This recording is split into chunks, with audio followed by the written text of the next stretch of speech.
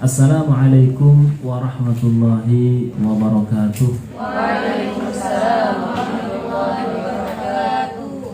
Alhamdulillahi rabbil alamin wa bihi nasta'inu ala umuri dunya waddin. Wassalatu wassalamu ala asyrafil anbiya'i wal mursalin wa ala alihi wa sahbihi wa man tabi'ahum bi ihsanin ila yaumiddin. Asyhadu an la ilaha illallah wahdahu la syarika lah al-malikul haqqul mubin wa asyhadu anna Muhammadan abduhu wa rasuluh shadiqul wa'dil amin. Amma ba'du. Faqala al-musannif rahimahullahu ta'ala wa nafa'ana bihi wa bi'ulumihi fid dharain amin. Melanjutkan pembahasan kita sekarang berkaitan dengan iddah. Iddah seorang wanita. Iddah itu adalah masa penantian seorang wanita untuk kemudian diperbolehkan lagi menikah. Tujuannya apa? Alasannya pertama ta'abbudi, yaitu karena memang perintah Allah. Yang kedua, untuk membersihkan rahimnya dari jejak mantan suaminya. Karena dalam penelitiannya secara khusus pada zaman ini ada seorang Yahudi, dokter ya, profesor, di mana meneliti kenapa seorang wanita muslimah itu harus beriddah. Ternyata setelah diteliti, rahim itu ketika sudah seorang wanita tersebut menikah dengan seorang lelaki, maka itu tidak akan hilang dengan masa yang cepat.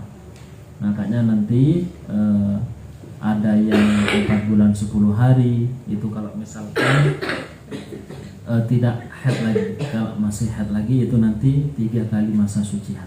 Nah, itu ketika sudah 3 kali masa sucian lewat, maka jejak mantan suaminya itu di dalam rahimnya itu akan hilang. Nah, jadi pada intinya memang ta'abbudi ini karena perintah Allah. Kebetulan di dalam penelitiannya itu ternyata ada unsur seperti ini. Itu yang disebut dengan iddah. Faslun wal mu'taddatu, wanita yang menjalani masa iddah ala darbaini itu ada 2 macam. Yang pertama mutawaffan anha, dia ditinggal wafat oleh suaminya. Jadi dia menjanda karena suaminya meninggal dunia. Yang kedua wa ghairi mutawaffan anha, dan dia tidak ditinggal wafat oleh suaminya, melainkan apa? Bisa dicerai, bisa disebabkan masalah mula'anah yang ada di pembahasan sebelumnya, bab li'an. Karena misalkan dia menuduh istrinya itu berselingkuh dan yang lainnya. Jadi intinya ada yang iddahnya karena wafat, suaminya meninggal dunia, ada kabarnya dia itu tidak meninggal dunia, tapi hanya dicerai saja. Wal mutawaffa anha, wanita yang ditinggal wafat oleh suaminya, in kanat hamilan, apabila dia adalah seorang yang mengandung, seorang yang hamil, fa iddatuha biwaqtil hamli, maka iddahnya itu dengan melahirkan anaknya.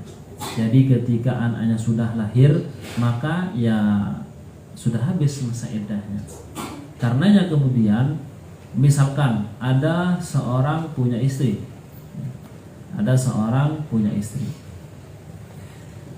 kemudian detik-detik kelahirannya itu tinggal sehari 2 hari, kemudian suaminya meninggal dunia, maka masa iddahnya ya 2 hari itu setelah dia melahirkan. Setelah melahirkan, dia boleh langsung untuk menikah dengan lelaki lain. Nah, dan itu ada kasus seperti itu ada. Liqaulihi ta'ala, karena firman Allah Subhanahu wa ta'ala, wa ulatul ahmali ajaluhunna ayyadhna hamlahun. Jadi wanita-wanita yang hamil, ajaluhunna, masa iddah mereka, ayyadhna hamlahunna adalah ketika melahirkan anak-anak mereka. Lahir selesai iddahnya. Masalahnya kalau hamilnya itu lama gitu ya.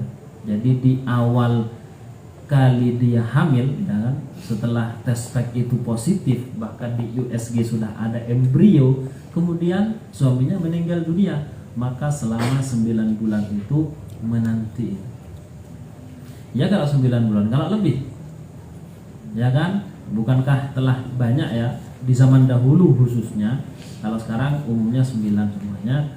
Dulu itu ada yang sampai 2 tahun dan 3 tahun, ya kan? 3 tahun hamil. Bayangkan itu gimana masa iddahnya seumpama gitu kan?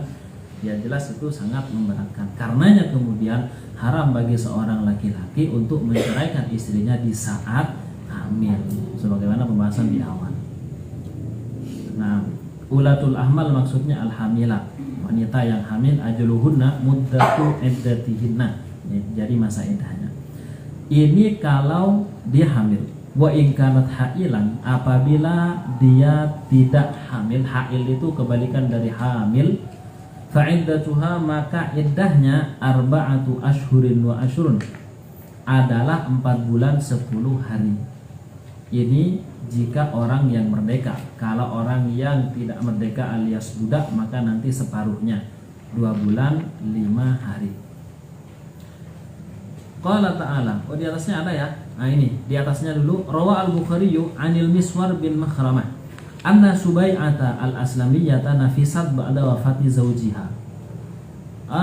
Ada seorang sahabiyah bernama Subai'ah al-Aslamiyyah. Dia nafisat. Nafisat itu melahirkan, makanya kemudian disebut dengan nifas. Ba'da wafati zawjiha, setelah suaminya meninggal, bilayalin, dengan beberapa hari. Jadi beberapa hari sebelum lahir suaminya meninggal duluan gitu kan. Nah setelah lahir, faja'at an-nabiyya, dia datang kepada Rasulullah, fasta'dzanathu an tankiha, dia minta izin sama Rasulullah untuk nikah lagi. Jadi baru lahir langsung datang kepada Nabi, ya Rasulullah saya mau nikah lagi, boleh apa tidak? Padahal suaminya baru saja beberapa malam yang lalu itu meninggal dunia. Fa'adzina laha, maka kemudian Rasulullah mengizinkan, fanakahat, lalu akhirnya si wanita ini menikah, yaitu Subai'ah al-Aslamiyyah. Nafisat maksudnya waladat, yaitu melahirkan. Kemudian penjelasan berikutnya, qala ta'ala, Allah Subhanahu wa ta'ala berfirman, walladzina yutawaffawna minkum wa yadharuna azwaja, orang-orang yang kemudian wafat di antara kalian, wahai para laki-laki, para suami, wa yadharuna azwaja, dan meninggalkan istri-istri. Maka bagaimana para istri itu? Hendaknya yatarabbasna bi anfusihinna arba'ata ashhuri wa ashra. Hendaknya mereka yatarabbasna, jadi menanti, melakukan masa iddah, masa menunggu, bi anfusihinna, dengan diri mereka sendiri, arba'ata ashhuri wa ashra, yaitu 4 bulan 10 hari. Fa idza balagna ajalahunna, maka apabila telah sampai masa mereka menjalani iddah itu, fala junaha alaikum fima fa'alna, maka tidak ada dosa atas kalian fima fa'alna, atas apa, dalam sesuatu yang mereka kerjakan. Jadi kalian di sini maksudnya adalah wali bagi si perempuan karena suaminya udah meninggal dunia. Fi anfusihinna, pada diri mereka sendiri, maksudnya mereka mau nikah lagi silakan. Nah kalau sudah iddahnya yang bernama 4, yang selama 4 bulan 10 hari itu sudah selesai. Nah, bil ma'rufi, dengan cara baik, wallahu bima ta'maluna khabir, sedangkan Allah dengan segala sesuatu yang kalian kerjakan itu maha mengetahui. Ya tarabbasna maksudnya apa? Yang tadhirna, yaitu menunggu masa iddah. Balagna ajalahunna, dalam ayat itu inqadat muddatuhunnal madhkura, jadi masa penantian mereka sudah selesai. Junah, fala junaha, apa junaha maksudnya? Haraja wala ithma, jadi tidak ada dosa, tidak ada tanggungan yang kemudian harus dia pikul, jadi nggak ada dosa. Fima fa'alna minat tazayyun, jadi setelah iddah selesai dia boleh lagi untuk bertazayyun, yaitu menghias diri. Awit ta'arrudu lil khitab, atau dia menerima lamaran seseorang. Awit zawaj, atau langsung menikah. Bil ma'ruf bil wajhi alladhi la yankiruhu asy-syar'u, dengan cara yang tidak diingkari oleh syariat. Jadi ini penjelasan dari yang wa in kanat hailan fa iddatuhunna arba'atu ashhuri wa ashra. Wa ghairul mutawaffa anha, kemudian sekarang ada seorang wanita, dia itu terputus dari pernikahan bukan karena suaminya meninggal, akan tetapi karena misalkan dicerai. Nah, wanita ini ail mutallaqah, yaitu wanita yang dicerai, ditolak, awil mufarraqu bainaha wa baina zawjiha bili'anin, atau dipisah karena masalah li'an. Sebagaimana pembahasan sebelumnya, dia diceraikan dengan sendirinya karena masalah li'an. Kemudian au faskhin, atau karena ada masalah aib antara suami ataupun istrinya. Sebagaimana pembahasan di awal, ada fasakh ketika misalkan suaminya impoten atau kemudian ada cacat yang kemudian tidak bisa dilanjutkan dalam masalah pernikahan ini, maka nanti disebut dengan fasakh. Ba'da wat'in, setelah terjadinya hubungan badan, wa nahwi dzalik. Bagaimana wanita yang seperti ini kemudian diceraikan? In kanat hamilan, jika wanita tersebut adalah hamil, sedang mengandung, fa'iddatuhunna biwad'il hamli, maka iddahnya adalah ketika sudah melahirkan, seperti halnya masalah yang awal. Jadi mau dia itu ditinggal wafat oleh suaminya atau memang dicerai oleh suaminya, maka iddahnya adalah ketika melahirkan. Wa in kanat hailan, apabila dia tidak hamil, wa hiya min dzawatil haidhi, dan dia termasuk wanita yang haidnya masih aktif, produktif, haidnya masih berjalan, tidak menopause ataupun tidak masih terlalu kecil. Dimana kalau terlalu kecil itu belum mengalami masa haid. Fa'iddatuha, maka iddahnya wanita yang seperti ini, dimana haidnya itu masih aktif, thalathatu quru'in, adalah 3 kali quru', maksudnya 3 kali masa suci. Qala ta'ala, Allah subhanahu wa ta'ala berfirman, wal mutallaqatu yatarabbasna bi anfusihinna thalathata quru'. Wanita-wanita yang kemudian dicerai, maka mereka beriddah dengan diri mereka sendiri selama 3 kali masa sucian, 3 kali haid, 3 kali sucian. Wala yahillu lahunna, tidak halal bagi mereka itu, ayyaktumna ma khalaqallahu fi arhamihinna, untuk menyembunyikan apa yang Allah ciptakan di rahim mereka. Makanya kemudian 3 kali masa suci ini untuk memastikan bahwa dia di rahimnya itu benar-benar tidak ada jabang bayi, tidak ada embrio. Sehingga kemudian boleh setelah itu menikah lagi. In kunna yu'minna billahi wal yawmil akhir, ketika mereka mengaku bahwa mereka beriman pada Allah dan hari akhir. Berarti orang yang melakukan ini, ya kan, wanita yang melakukan ini, dia baru saja diceraikan oleh suaminya dan dia haidnya aktif dan sudah digauli sebelumnya oleh suaminya, ya kan? Kemudian dia langsung menerima lamaran orang dan langsung menikah. Berarti dia dari sisi ini dia tidak benar-benar percaya kepada Allah, tidak benar-benar percaya terhadap hari akhir. Ini kesimpulannya seperti itu.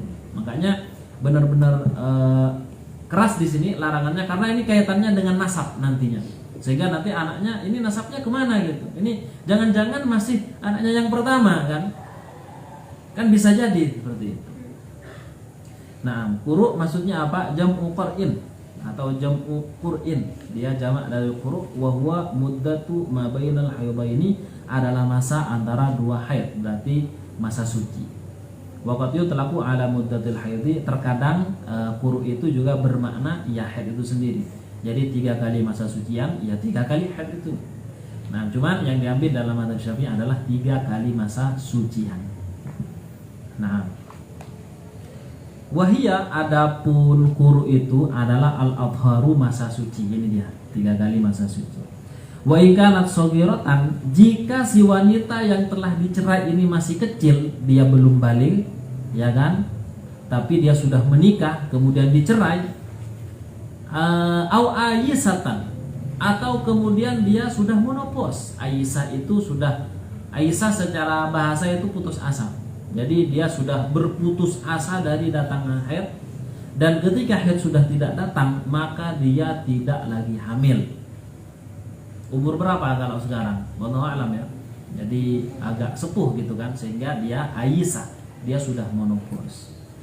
Secara medisnya bisa tidak hamil, secara kuasa Allah wallahu a'lam, ya kan? Karena istri dari Nabi Ibrahim saja ketika mengandung Nabi Ismail itu sudah sepuh ya. Tapi karena Allah yang berkehendak jadi ada. fa'iddatuha, maka iddahnya mereka itu anak kecil ataupun sudah sepuh kemudian dicerai gitu kan. Memang sudah tidak ada haid sama sekali sudah. Maka fa'iddatuha thalathatu ashhurin, iddahnya adalah 3 bulan. Langsung dibulatkan 3 bulan. Kalau yang tadi itu adalah 4 bulan 10 hari sebab ditinggal wafat oleh suaminya. Sedangkan yang di sini adalah dan dia itu haidnya sudah tidak berjalan dan dia diceraikan, maka iddahnya adalah 3 bulan. Nah, thalathatu ashhurin. Al-ayyisah, maksud al-ayyisah apa? Menopause. Hiya al-kabirah, wanita tua, wanita yang sudah sepuh. Allati inqata'a haidhuha, di mana sudah terputus haidnya itu. Wa ayyisat min audihi, dan dia sudah berputus asa akan datangnya haid. Jadi sudah tidak mungkin lagi haid wanita tersebut. Qala ta'ala, Allah Subhanahu wa ta'ala berfirman, wallahi ya'isna minal mahidhi min nisaikum, wanita-wanita yang sudah berputus asa dari haid, maksudnya sudah menopause, min nisaikum, di antara wanita-wanita kalian, ini tabtum, jika kalian ragu, wahai para wali dari si wanita ini, fa'iddatuhunna, maka iddah mereka. Jadi ragu dalam ini iddahnya berapa ini, soalnya dia itu tidak lagi haid atau masih kecil ini, belum mengalami masa haid sama sekali, tapi sudah diceraikan, maka iddahnya adalah thalathatu ashhurin, adalah 3 bulan. Wallahi lam yahidna, begitu juga wanita yang belum mengalami haid sama sekali, berarti di sini anak kecil. Wallahi lam yahidna, dan begitu pula wanita-wanita yang belum mengalami masa haid, belum balik. Ay as-saghirati, yaitu siapa? Ya anak-anak kecil. Allawati lam yablugna sinnal haidhi, yang masih belum sampai umur haid. Umur berapa? Paling kecilnya seorang wanita mengalami haid adalah 9 tahun. Jadi misalkan dia umurnya 7 tahun, sudah dicerai oleh suaminya, atau misalkan 8 tahun. Misalnya, apakah ada? Ada. Iddatuhunna thalathatu ashhurin kal ayyisat, maka iddah mereka adalah 3 bulan sebagaimana wanita-wanita yang sudah menopause. Irtabtum dalam ayat apa? Syakaktum fi hukmihinna walam tadru kaifa ya'tadun. Kalian ragu dalam hukum mereka wanita itu yang menopause atau terlalu kecil, dan kalian tidak tahu bagaimana mereka mengiddahkan diri. Iddahnya berapa hari, berapa bulan, itu belum tahu, langsung dibulatkan jadi 3 bulan. Nah, kemudian wal mutallaqatu, wanita yang dicerai, qabla dukhuli, sebelum terjadi hubungan badan antara suami dan istri, qabla dukhuli, sebelum terjadi hubungan badan biha, dengan sang istri, la iddata 'alaiha, maka tidak ada iddah.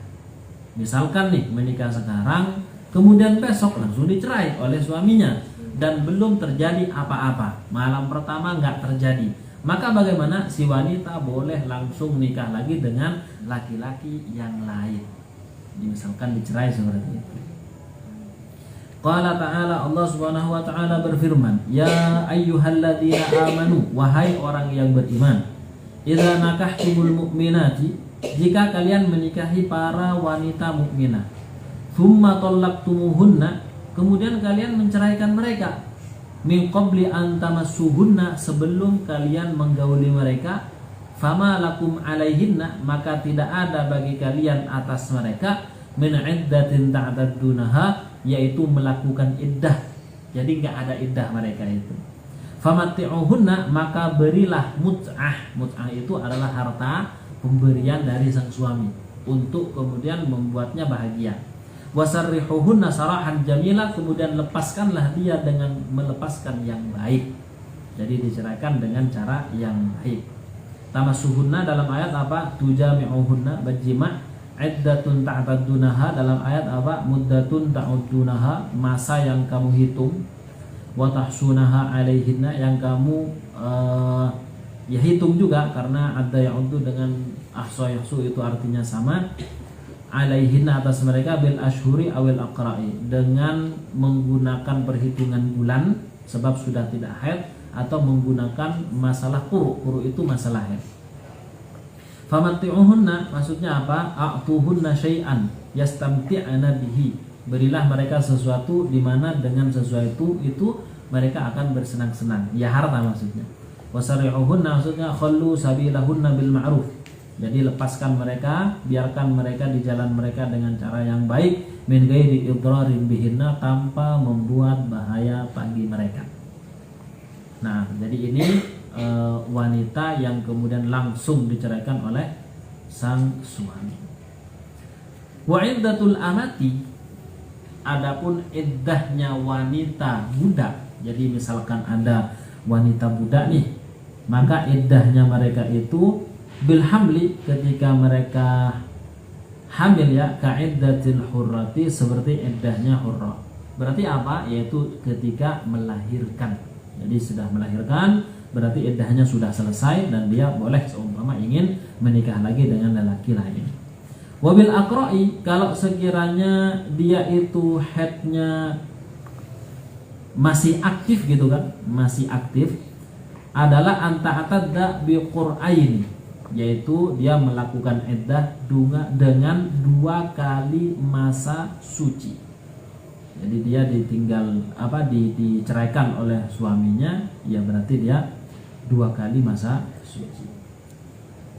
Liqauli Umar wa ibnihi radhiyallahu taala anhuma, karena perkataan Umar dan putranya Abdullah, ta'taddul amatu biqur'ain, jadi budak itu iddahnya adalah 2 kali masa sucian. Kemudian wala yangkiru alaihi ma ahadun minas sahabati fakana ijma'an, tidak ada seorang pun yang kemudian mengingkari pernyataan Umar dan putranya bahwa wanita yang budak itu ketika haidnya masih aktif adalah dengan 2 kali masa sucian. Tidak ada satupun yang mengingkarinya, sehingga ini disebut dengan ijma' sukuti. Jadi para sahabat menjadi sepakat akan hal ini. Wali annaha ala nisfi minal hurrah, itu alasan pertama. Yang kedua, karena budak wanita itu adalah hukumnya separuh dari orang merdeka. Nah, hubungannya di sini budak wanita adalah separuh dari wanita yang merdeka. Fi katsirin minal ahkami, di dalam kebanyakan hukumnya. Kemudian yang ketiga, wa qiyasan 'alal 'abdi fi ja'li talaqihi tatliqataini, dan juga dikiaskan kepada budak laki-laki di mana tolaknya budak laki-laki itu adalah sampai 2 kali saja. Kalau laki-laki merdeka maka sampai 3 kali, baru namanya cerai 3. Kalau budak nggak ada cerai 3, adanya cerai 2 gitu. Kamu saya cerai 2, kamu saya cerai 3, itu nggak bisa. Jadi jadinya tetap 2. Itu bagi seorang budak. Nah, kemudian fa in ta'addad bi syahraini kana wa bi syuhuri anil wafati, dan juga dengan menggunakan syuhur, jadi dia sudah haidnya tidak aktif lagi gitu, sudah monopause atau terlalu kecil dan dia budak misalnya, anil wafati, dan dia ditinggal wafat oleh suaminya, anta'tadda bi syahraini, maka iddahnya adalah 2 bulan 5 hari, wa khamsi layalin, 2 bulan 5 hari. Kalau orang merdeka ditinggal wafat dan haidnya sudah tidak aktif, maka dia iddahnya adalah 4 bulan 10 hari. Nah, kemudian wa anit talaqi anta'tadda bi syahrin wa nisfin, dan ketika diceraikan dia iddah dengan 1 bulan setengah, 1 bulan 15 hari. Kiasan ala dzil aqra'i fit tansif, dikiaskan kepada wanita yang aqra', yaitu yang ada haidnya masih aktif, fit tansifi, di dalam keseparuhan, dalam setengah hal bagi orang yang merdeka. Jadi hukumnya setengah dari orang yang merdeka, itu budak. Fa in yata'addad bi syahraini kana aula, kalau dia iddah dengan 2 bulan maka itu lebih utama tentunya.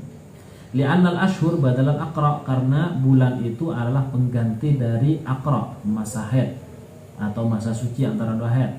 Wal hurrah ta'taddu bi thalathati ashhurin, sedangkan orang yang merdeka maka mereka beriddah dengan 3 bulan sebagai ganti dari 3 kali masa sucian, badala thalathati qur'in. Wa kadzalika al-ula bil amati, begitu juga yang pertama dengan budak ya, budak wanita, anta'tadza bi syahraini badala qur'aini, yaitu hendaknya iddah dengan 2 bulan sebagai ganti dari 2 kali masa sucian. Nah, kemudian selanjutnya ini masalah iddah yang tadi. Nah, sekarang masuk pada fasal, di mana fasal ini membahas terkait masalah iddah raj'iyah. Iddah raj'iyah, iddah yang kemudian bisa dikembalikan lagi. Wa yajibu, dan wajib, lil mu'taddati raj'iyati, bagi wanita yang bisa dirujuk, wanita yang dicerai kemudian bisa dirujuk, iddah talaq raj'i namanya, iddah raj'iyah. Apa yang wajib bagi sang suami, ya kan? Suami wajib menyediakan bagi istrinya adalah pertama as-sukna, tempat tinggal. Umumnya wanita itu ikut pada suami, sehingga dia tinggal di rumahnya suami, ya kan? Karena suami yang memberi nafkah, suami yang memberi tempat tinggal, suami yang memberikan makan minum dan yang lainnya, bahkan pakaian juga. Nah, kalau sudah dicerai dan cerainya masih cerai raj'i gitu, apakah begitu saja langsung dikembalikan pada orang tuanya? Ya kan, sudah pergi saja kamu ke orang tuanya, misalnya kayak gitu. Kalau niat menjadi tolak, kalau tidak maka hanya disuruh kembali saja, mungkin disuruh ngambil barang dan yang lainnya. Nah, seumpama dia memang diceraikan, maka suami wajib menyediakan tempat tinggal. Di mana tempat tinggalnya? Bisa di rumahnya, ya kan? Bisa di rumahnya memang. Atau dia mungkin mempunyai rumah tersendiri, yang kan banyak ya orang yang punya rumah lebih dari satu ya, yang satunya tuh nggak dipakai, hanya digunakan untuk apa? Berlibur, ya kan? Hanya digunakan untuk disewakan atau yang lainnya. Nah, itu bisa ditempatkan di sana, terserah. Yang penting wajib ada ini as-sukna, wajib memberikan sukna. Kemudian yang kedua wan nafaqatu, dan juga nafkah. Jadi harus diberikan nafkah juga walaupun sudah dicerai. Kenapa? Karena wanita yang dicerai dengan cerai raj'i, dia itu sifatnya, hakikatnya masih istrinya. Buktinya apa? Ketika dia mengatakan rujuk, maka langsung seketika itu juga langsung boleh kembali tanpa harus ada pernikahan baru. Jadi dia statusnya masih istrinya memang gitu. Cuman dalam beberapa hal itu dilarang gitu kan, dalam beberapa hal saja. Nah,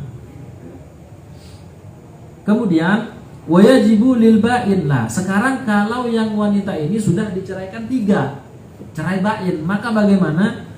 Yang wajib bagi suami adalah as-sukna, wajib menyediakan tempat tinggal yang kemudian dia tinggali untuk menetap di situ untuk melaksanakan iddahnya.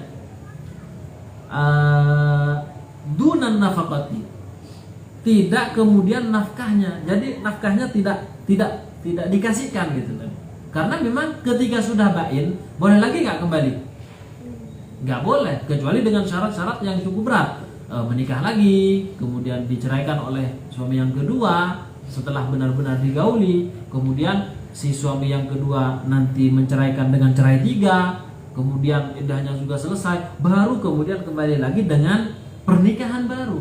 Makanya ya nggak ada kewajiban apa-apa untuk memberikan nafkah. Yang wajib hanya menyediakan tempat tinggal biar nggak kehujanan, biar nggak kepanasan, biar nggak masuk angin gitu aja.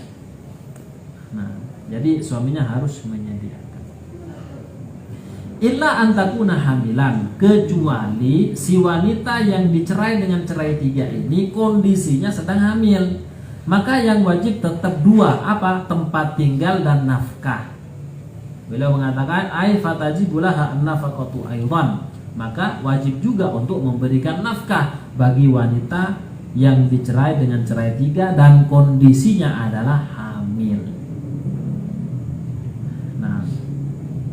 Nah, kemudian wal aslu fi hadza, adapun dalil dalam masalah ini adalah qauluhu ta'ala, firman Allah Subhanahu wa taala, askinuhunna min haitsu sakantum, tempatkanlah mereka min haitsu sakantum, di tempat yang kalian juga menempati tempat itu,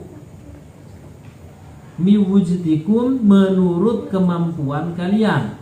Jadi kalau misalkan seumpamanya nanti diceraikan cerai 3, disewakan rumah dekat rumahnya, itu juga boleh sesuai dengan kemampuan.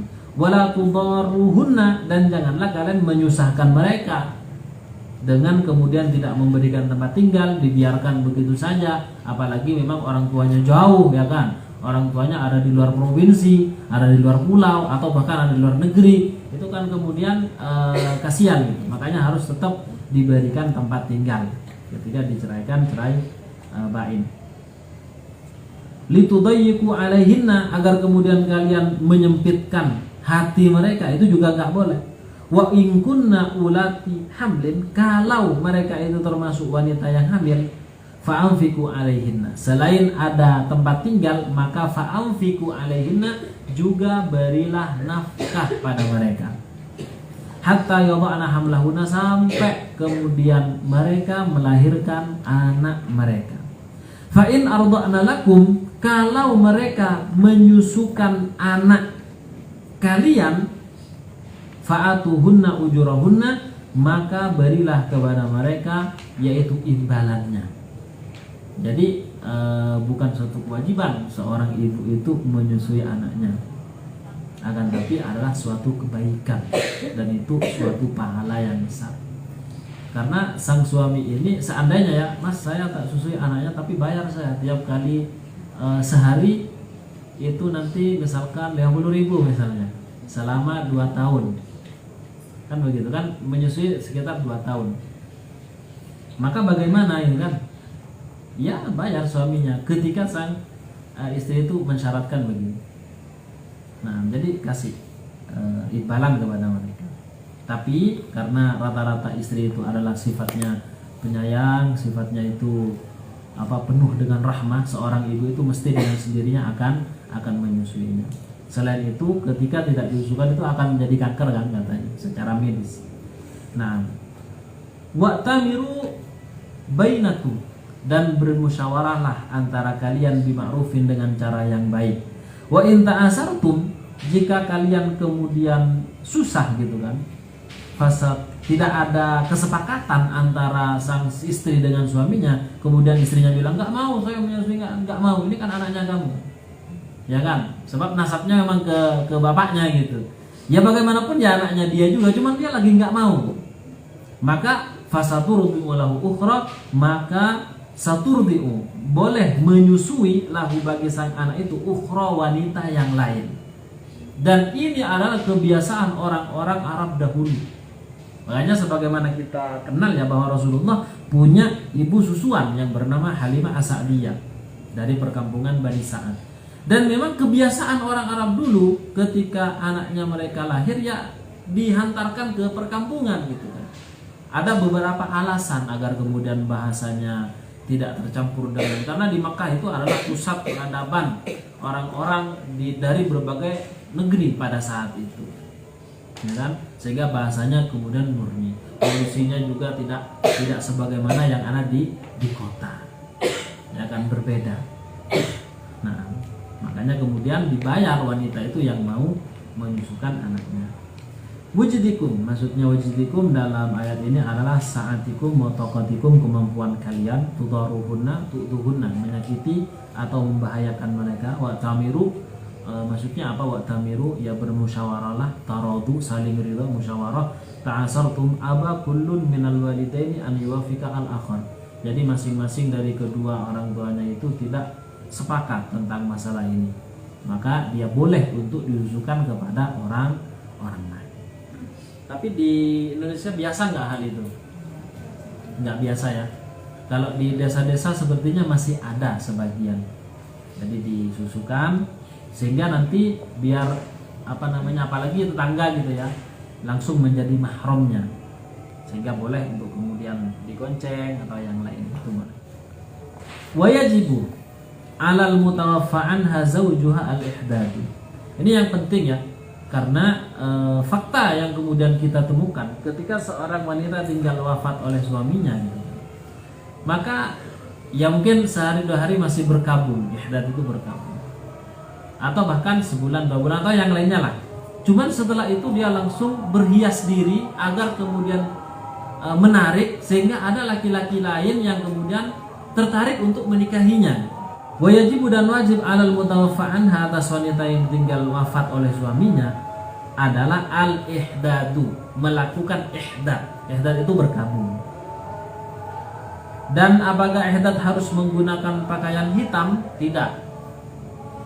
Walaupun boleh menggunakan pakaian hitam, akan tapi di sini ihdad di antara hukumnya adalah menggunakan pakaian yang biasa. Tidak misalkan ada pakaian yang mencolok, yang warna-warni, atau yang mengeluarkan kilauan-kilauan tertentu sehingga membuat wanita itu semakin menarik di mata orang lain.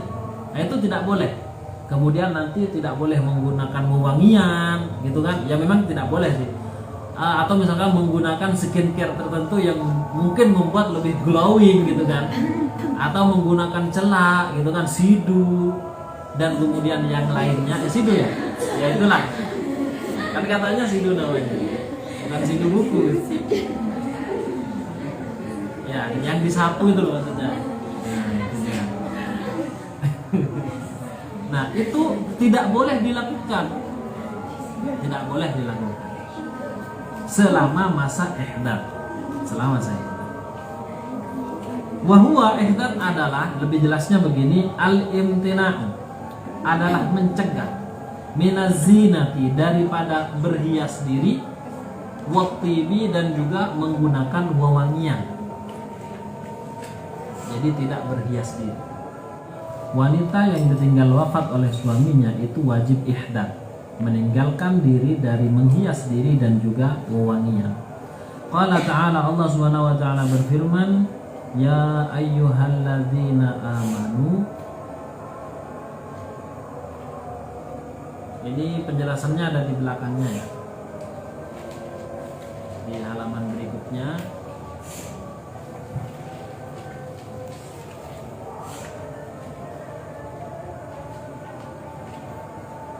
Berikutnya yang nomor 1, rawa al-Bukhari wa Muslimun an Ummi Habibah radhiyallahu ta'ala anha. Qalat, beliau berkata, sami'tu Rasulullah sallallahu alaihi wasallam yaqul, saya mendengar Rasulullah bersabda, la yahillu limra'atin, tidak halal bagi seorang wanita, tu'minu billahi wal yaumil akhir, dia beriman pada Allah dan hari akhir,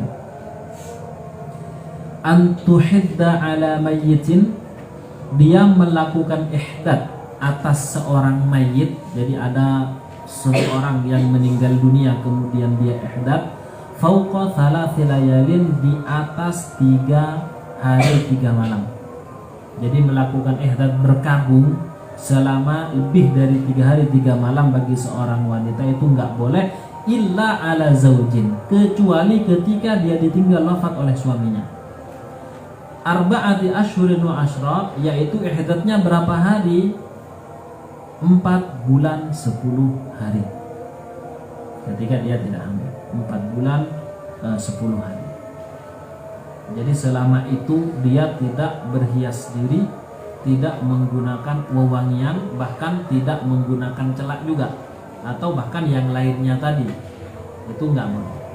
Warwa al-Bukhari wa Muslimun an Ummi Atiyah, dari Ummi Atiyah al-Ansariyah, qalat, beliau berkata, kunna nunha, kami, katanya Ummu Atiyah al-Ansariyah, kami dilarang an nuhidda ala mayyitin fawqa thalath, kami dilarang untuk ihdad atas seorang mayit di atas lebih dari 3 hari, illa ala zaujin arba'ati ashhurin wa ashra, kecuali ketika ditinggal wafat oleh suami, yaitu 4 bulan 10 hari. Wala naktahilu, dan kami juga tidak boleh menggunakan celak. Nah, itu kan celak merupakan perhiasan juga ya. Wanita yang biasa tanpa menggunakan celak itu dalam pandangan laki-laki yang masih waras itu kurang menarik. Tapi ketika sudah menggunakan kuhal, menggunakan celak itu lebih menarik. Walaupun celak ini tidak khusus bagi orang wanita, seorang laki-laki pun itu dianjurkan menggunakan celak, khususnya ketika akan tidur, ya kan? Atau kondisi-kondisi yang lain, atau misalkan ingin jumatan dan yang lainnya itu nanti dianjurkan. Nah, dan celak yang paling bagus adalah celak al-ithmit, warnanya merah agak pekat gitu. Nah, begitu ya. Jadi juga dilarang wanita sedang melaksanakan masa iddah, yaitu ihdad selama 4 bulan 10 hari ini untuk menggunakan celak. Wala natatayyabu, dan juga tidak boleh menggunakan wewangian, minyak wangi juga nggak boleh. Wala nalbasu thawban masbughan, dan kita juga tidak boleh menggunakan baju yang dicelup, yang dikasih warna-warni yang sangat menarik, mencolok, memikat laki-laki yang akan melihatnya. Illa thawba asbin, kecuali baju namanya baju asb. Nanti akan ada penjelasannya. Waqad rukhisa lana 'inda tuhri, dan sungguh telah diringankan bagi kami 'inda tuhri ketika kami sudah suci, tidak haid lagi. Idza irtasalat ihdana min mahidha, ketika sudah mandi kami itu dari haidnya. Fi nubdatin min kasti alfarin, yaitu sedikit daripada minyak wangi, dengan karena ini dalam ketentuan dulu ya, orang yang haid ya, sebagaimana diketahui dalam masalah ini, karena memang darahnya itu bau, yang itu sudah tidak bisa dipungkiri. Lah itu tentunya menyebabkan bau yang tidak enak lah, perlulah untuk kemudian diberikan wewangian dalam kondisi tertentu untuk menghilangkan baunya saja. Sehingga untuk meringankan itu kemudian diperbolehkan nubdatin min kasti alfarin, jadi boleh menggunakan sedikit dari kasti alfar, itu minyak wangi. Wa kunna nunha an ittiba'il janaiz, dan kita juga tidak boleh untuk mengikuti menghantarkan jenazah ke pekuburannya. Jadi seorang wanita walaupun suaminya yang meninggal, dia tidak usah ikut aja gitu. Di rumahnya saja dia berkabung, dia menangis di situ, ya kan, nyari pengganti yang baru gitu kan, yang lebih baik. Nah, boleh kan, yang lebih baik, yang lebih soleh atau yang lainnya.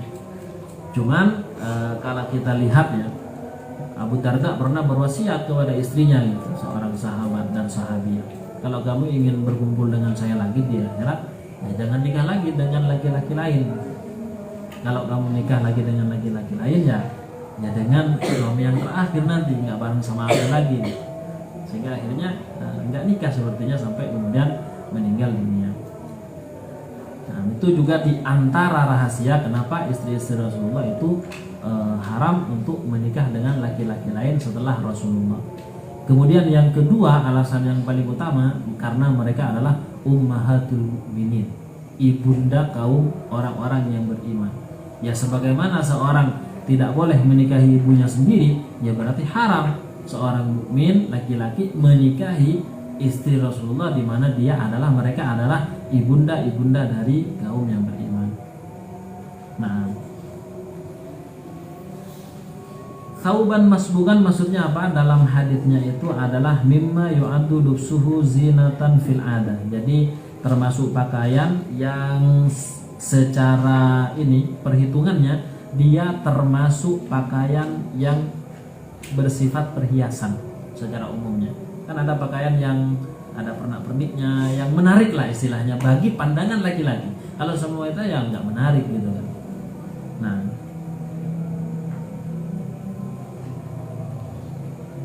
kemudian thawbu asbin maksudnya apa? Nau'un minats thiyab. Dia itu termasuk macam dari pakaian, tushaddu khuyutuha, di mana tali-talinya itu diikat, wa tusbagu qabla nasjiha, dan kemudian dicelup sebelum dianyam gitu, dianyam sehingga menjadi pakaian. Nubdah maksudnya Qittatun saghirah. Jadi dia sepotong yang kecil. Qistu alfar naun min at-tib. Jadi dia semacam wewangian. Nah, di balik ke depannya lagi itu ya al-imtina' min az-zinati wa 'alal mutawaffa anha zawjuha wal mabtutati mulazamatul bait illa lihajatin. Dan juga wajib bagi seorang wanita yang ditinggal wafat oleh suaminya selain ihdat tadi itu, atau wanita yang dicerai tiga, al-mabtutah itu cerai tiga, mabtutah, yang wajib apa? Mulazamatul bait, itu tetap di dalam rumah illa lihajatin, kecuali karena ada hajat, tidak boleh keluar rumah. Kenapa? Karena memang melaksanakan iddah ini, ihdat selama 4 bulan 10 hari, atau kalau hamil sampai melahirkan. Nah, kemudian apakah dia dilarang total keluar rumah? Bagaimana kalau kemudian dia hidup sebatang kara hanya dengan beberapa anaknya, sementara keluarganya jauh dan hanya mungkin tetangganya yang membantu dan yang lain? Jelas dia membutuhkan harta sehingga dia perlu untuk keluar dan yang lainnya. Maka bagaimana hukumnya? Di sini ada penjelasan, itu lihat yang nomor 2. Qala ta'ala, Allah Subhanahu wa taala berfirman, la tukhrijuhunna min buyutihin. Janganlah kalian mengeluarkan mereka dari rumah-rumah mereka. Jadi enggak boleh dikeluarkan. Wala yakhrujna, dan juga mereka tidak boleh yakhrujna, keluar, illa an yatina bi fahishatin, kecuali ketika melakukan keburukan. Artinya ketika sudah melakukan keburukan dia berarti melanggar. Mubayyinatin, yang jelas. Wa tilka hududullah, itu adalah ketentuan hukum Allah. Wa may yata'adda hududallah faqad zalama nafsah. Berarti barang siapa yang melanggar ketentuan Allah ini, berarti dia sudah zalim, dia sudah melakukan perbuatan dosa gitu. Makanya wanita yang kemudian ditinggal wafat, dia memang tidak boleh keluar rumah, tidak boleh traveling, jalan-jalan gitu kan, apalagi nyari calon suami, itu nggak boleh. Jadi dia memang harus di dalam rumah. Nah, kecuali ada beberapa hal yang kemudian diperbolehkan untuk keluar rumah. Misalnya di antaranya adalah ketika suaminya meninggal dunia dan memang tidak ada siapa-siapa, dia mau tidak mau harus kembali ke rumahnya. Kenapa? Karena rumah yang ditinggali bersama suaminya itu adalah rumah pinjaman, ya kan? Tidak mungkin dia tinggal di sana selama 4 bulan 10 hari dengan anak-anak yang banyak. Mau tidak mau dia harus ikut kepada orang tuanya. Nah, dalam hal ini dia keluar menuju untuk sampai pada rumahnya, itu diperbolehkan. Dengan catatan ketika sudah sampai di sana dia tidak keluar rumah kecuali untuk hajat. Di antara hajatnya adalah nyari uang, atau kemudian beli beras dan yang lainnya, beli sembako. Antrian sembako boleh juga, karena itu adalah hajat. Ya, misalkan ada ini bagi yatim piatu, duafa dan janda-janda yang sudah ditinggal wafat. Nah, ini ada kuponnya, itu boleh ke sana gitu. Namun seandainya ada yang mewakili, maka lebih baik yang mewakili ini. Nah,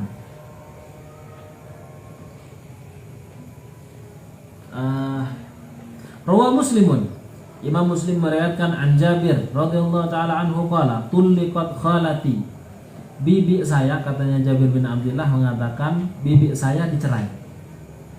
Fa aradat an tajudda nakhlaha. Jadi ini dicerai dengan cerai yang kemudian enggak boleh keluar rumah ya. Bisa jadi ini cerainya adalah cerai 3. Fa'aradat antajudda nakhlaha, kemudian dia menginginkan untuk memetik kurmanya karena kebutuhan untuk dibuat makan. Fazajaraha rajulun an takhruja, kemudian ada seseorang laki-laki yang melarang untuk keluar dari rumahnya, dilarang sama laki-laki ini. Lalu akhirnya wanita ini datang kepada Rasulullah mengadu, fa'atat an-nabiyya faqala bala, kemudian Rasulullah bersabda, fajuddi nakhlaki, ya silahkan engkau petik kurmamu, fa innaki asa anta saddaqi, karena barangkali kamu akan bersedekah dengan kurma itu, au taf'ali ma'rufan, ataupun kamu akan melakukan kebaikan. Jadi di sini melakukan hal ini untuk memetik kurmanya karena memang kebutuhannya untuk dibuat makan atau nanti bisa dibuat sebagai sedekah. Tajudda nakhlaha maksudnya taqta'u thamraha, yaitu mengambil buahnya. Fazajaraha nahaha, maksudnya zajaraha dalam hadis ini adalah melarangnya.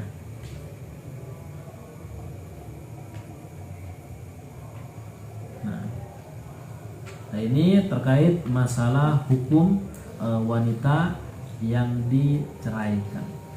Baik cerainya itu adalah cerai raj'i, talak raj'i ataupun talak baik. Baik. Insyaallah kita cukupkan ya. Sedikit lagi aja. Karena ada hubungannya. Oh enggak, lain. Baik, naktafi bihadza. Nastaghfiru bil laqa'il ati. Ada yang perlu ditanyakan? Oh iya, silakan. Terkait ketentuan yang ragam persusuan itu apa tidak merusak ini silsilah mahram? Karena kalau sampai persusuan itu menjadi budaya, siapa tahu nanti ketika sudah besar tidak tahu bahwa seorang laki-laki atau perempuan itu saudara sepersusuan, tapi mau dulu. Iya. Jadi ketentuan tentang masalah diperbolehkannya untuk menyusukan anaknya kepada wanita lain, ya kan? Itu memang sudah dinaskan langsung oleh Al-Qur'an memang. Jadi Al-Qur'an menyebutkan, Rasulullah juga menyebutkan dalam beberapa haditsnya, bahkan Rasulullah sendiri pernah menyusu kepada seorang wanita di saat masih bayi yang bernama Halimah As-Sa'diyah. Apakah itu akan merusak nasab? Tidak, justru akan memperbanyak silsilah. Jadi silsilah nasab, ya, silsilah nasab itu jelas. Tapi silsilah persusuan itu juga jelas. Kalau kita lihat bagaimana Rasulullah ya, itu kalau secara nasabnya kan Muhammad bin Abdullah bin Abdul Muttalib bin Hashim bin Abdul Manaf bin Qusay bin Kilab bin Murrah bin Ka'ab bin Lu'ay bin Ghalib bin Fihr sampai kepada Adnan, kan begitu. Itu nasab jelas sekali, ibunya juga jelas sekali, Aminah binti Wahab, dan terus sampai ke atas. Nah, kemudian ketika Rasulullah disusukan kepada wanita yang bernama Halimah ini, ternyata Halimah juga mempunyai seorang anak. Ya jelaslah seorang itu bisa menyusui, wanita itu bisa menyusui ketika dia memang melahirkan. Ada di sana saudari sesusuan Rasulullah yang anak daripada Halimah itu bernama Asyaimah. Namanya Asyaimah binti Abi Kabasyah. Abi Kabasyah itu adalah suaminya dari Halimah. Jadi Rasulullah dengan Syaimah ini adalah saudara dan saudari, akan tetapi hanya sepersusuan, bukan senasab. Dan dijelaskan bahwa ya sepersusuan itu nanti akan mengharamkan sebagaimana mengharamkannya dalam masalah nasab. Ketika dalam masalah nasab tidak boleh nikah dengan ibunya, dengan saudarinya, dengan bibinya, dengan anak perempuannya atau dengan ponaan perempuannya, maka dalam masalah ini juga nggak boleh. Ibu susuannya tidak boleh dinikahi, saudari susuannya tidak boleh dinikahi, bibi susuannya tidak boleh dinikahi, anak dari ibu susuannya itu tidak boleh dinikahi juga. Ya kan? Jadi misalkan dia punya ponaan dari saudari susuannya, itu juga tidak boleh dinikahi. Kalau dikatakan apakah merusak masalah nasab? Tidak, justru akan memperjelas masalah nasab. Tentunya dalam masalah ini harus diketahui dengan pasti. Dan orang-orang Arab, Masya Allah, dalam masalah nasab itu mereka bahkan sampai ratusan atau ya ratusan gitu, itu mereka hafal. Jadi nasabnya ketahuan. Rasulullah sendiri kan nasabnya ketahuan sampai kepada Adnan, itu yang muttafaqun alaihi. Kalau kemudian Adnan sampai kepada Ismail bin Ibrahim itu mukhtalafun fihi. Tapi yang sudah disepakati dan memang Rasulullah sendiri menyebutkan itu sampai Adnan. Dan orang Arab benar-benar melihat, dan orang Arab tidak akan risau tentang masalah ini karena daya ingat mereka itu sangat kuat. Dan itu dibuktikan sampai sekarang. Sampai sekarang itu orang-orang Arab itu, ya kan, itu masih ingat silsilah mereka itu dari dirinya sampai kepada buyut mereka itu, yang At-Tamimi, yang kemudian Bani Taim, kemudian ada di sana Makhzum, itu keturunan-keturunan sana sampai masih ingat, karena ini merupakan kebiasaan mereka, budaya mereka untuk mengingat nasab, sehingga hal itu sangat jarang terjadi, bahkan mustahil terjadi untuk kemudian dia menikah dengan saudari susuannya, ya kan, saudari susuannya yang mungkin telah berpisah jauh, karena mesti akan ditanya, oh anaknya siapa, anaknya ini, oh ini ya, terus nyambung, oh ternyata sampai itu masih saudari saya, sehingga nggak boleh kita menikah. Itu memang keistimewaannya.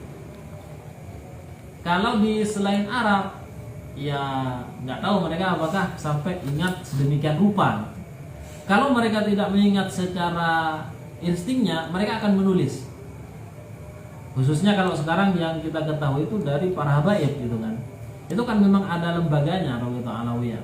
Dan itu ketahuan silsilah mereka itu sampai pada Rasulullah, sampai kepada Adnan, sampai kepada Ibrahim, Ismail bin Ibrahim, itu mereka ketahuan gitu. Jadi masalah nasab memang benar-benar dijaga. Dan di antara misi Islam adalah menjaga nasab. Nah, kefur nasab. Jadi seperti itu ya. Nah, tergantung nanti orangnya apakah benar-benar memelihara terhadap nasabnya itu atau tidak.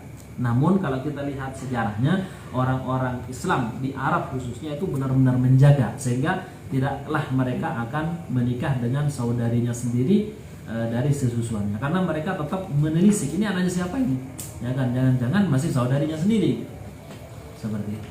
Nah, baik, ada lagi mungkin cukup ya. Nah, naktafi bihadza wa nastamiru bil liqa'il ati wa nakhtatim biqaulina kafaratul majlis. Subhanakallahumma wa bihamdika. Assalamualaikum warahmatullahi wabarakatuh. Waalaikumsalam.